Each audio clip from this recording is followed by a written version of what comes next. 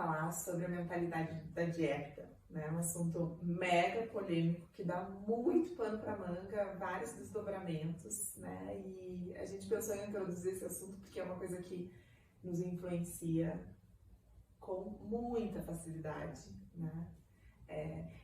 Principalmente essa, né, quando a gente fala o que é a mentalidade da dieta, né? Principalmente essa dicotomização entre o que é certo e o que é errado da gente fazer, da gente comer, da gente produzir, né, em termos de alimentação.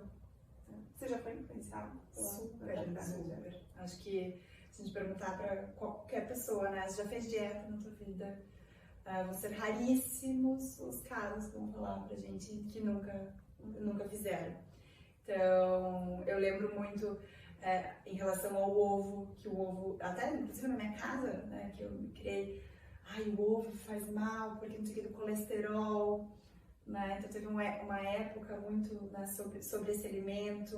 O ovo já foi muito demonizado, e o ovo já foi muito santificado, como é hoje, né? Eu acho que a gente está numa época onde o ovo tá mais para um lado dessa dicotomização, sim, que é um lado mais positivo, como se fosse bom, né? Também ligado com açúcar, doces, que não pode comer de noite, carboidrato também, coma tapioca e não coma pão, coisa que hoje a gente sabe que não faz o menor sentido, né? Então são regras em cima de alimentos que tiram eles totalmente de contexto, porque você está falando que o negócio é certo ou é errado. E esse tirar do contexto prejudica muito para nós humanos, porque nós somos seres que nos alimentamos em contexto, né? Inclusive a alimentação, ela foi um dos grandes saltos, cozinhar o alimento foi um dos grandes saltos da nossa evolução biológica, né? Nosso cérebro, porque acabou economizando energia, então o cérebro podia se desenvolver mais do que comer um alimento cru. Então, a gente né, esse é um pontinho dessa história toda do quanto...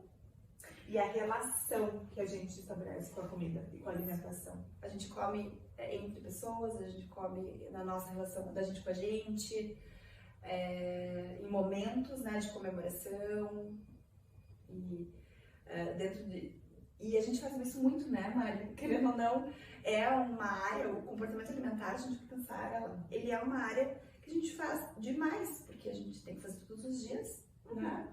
A gente precisa, né, repor e isso e toda a parte cultural de quanto faz parte. Então, eu diria que é uma necessidade humana essencial. E que linka, né, tipo, é muito louco a gente, assim, ampliar o quanto que isso linka várias coisas humanas, influencia em sono, influencia em muita coisa. E o quanto que a mentalidade da dieta traz, tipo, um negócio assim, isso é isso, tipo, é uma redução muito, como é que palavra a gente pode usar, Mari? Invalidante, invalidante, perfeito, concordo. Do que se deve ou não se deve, a partir de uma regra. Né? A gente está falando aí sobre sacrificar nossos sinais de fome, nossa necessidade, nossos gostos, desejos, vontades, nutrição, né, de uma forma geral, assim, e acaba causando muita culpa, né? Acho que pode causar culpa ao estar se alimentando, porque quando você tem uma regra e eu não cumpro essa regra, eu estou fazendo algo de errado, né? Ou eu não estou sendo responsável, ou a minha responsabilidade não está no lugar. Não estou sendo tão responsável. E é onde a gente tem querer ser muito responsável, mas excesso de responsabilização, a gente também vai ter uma culpa aumentada. Quando a gente pensa em culpa, né, o que é a culpa, né? A culpa é uma emoção, né, muito originada em nós pelo contato com o outro, pelo contato em sociedade, né? Que tem um papel muito forte de ter um efeito sobre o nosso comportamento. É a culpa que muitas vezes, é a culpa e a vergonha, né?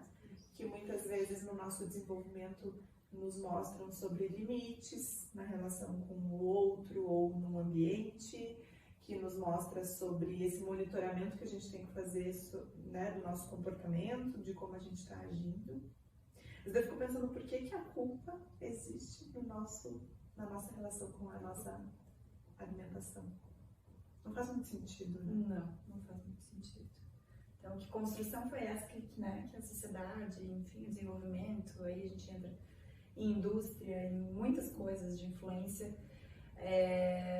Como que isso virou, né? Sendo que a gente deveria ter paz, ter momentos onde a gente está, né, se renutrindo.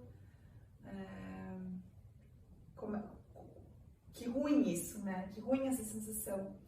E o quanto que a gente vai, se a gente vai tendo mais regras e vai seguindo essas regras, a gente vai empilhando, né, alimentos e contextos alimentares que vão ficando mais desagradáveis, porque você está dando culpa, a gente também, pré esses eventos, a gente também já vai estar às vezes mais ansioso, né, sobre aquilo, sabendo que vai sentir uma emoção mais desagradável depois. Então, quando isso vai girando, vai um empilhamento muito grande. Quando a gente tem uma pilha mais alta, né, assim, a gente pode estar falando de um transtorno alimentar, né, Mari? A gente pode estar falando aí de uma relação muito ruim com a comida. Então, fica a reflexão, né, tipo, que tamanho a pilha de vocês têm, né, assim, qual é o nível do sofrimento que essas regras estão causando. E eu gosto muito de uma ideia que acho que também dá pano pra manga, e eu vou deixar um spoiler aí, né, que acho que a gente vai ter que falar mais sobre isso, mas o quanto a mentalidade da dieta, independente de como ela seja internalizada por nós, isso vai depender de cada um, mas o quanto ela nos tira o poder de decisão e o controle sobre as nossas vidas, né? sobre a decisão do que eu desejo para mim, do que eu quero para mim, do que eu preciso. O quanto a mentalidade da dieta nos tira, no fim das contas. Ela serve para nos controlar, mas ela nos tira totalmente o poder de decisão. Então, conta para nós se surgiu aí algum reflexo diante desse assunto tão discutido por nós. Como é que tá a culpa de vocês, como é que tá, né, essa ansiedade frente à alimentação. E o quanto que você é influenciado por essa mentalidade da dieta. Até o próximo vídeo. Um beijo. Tchau, tchau.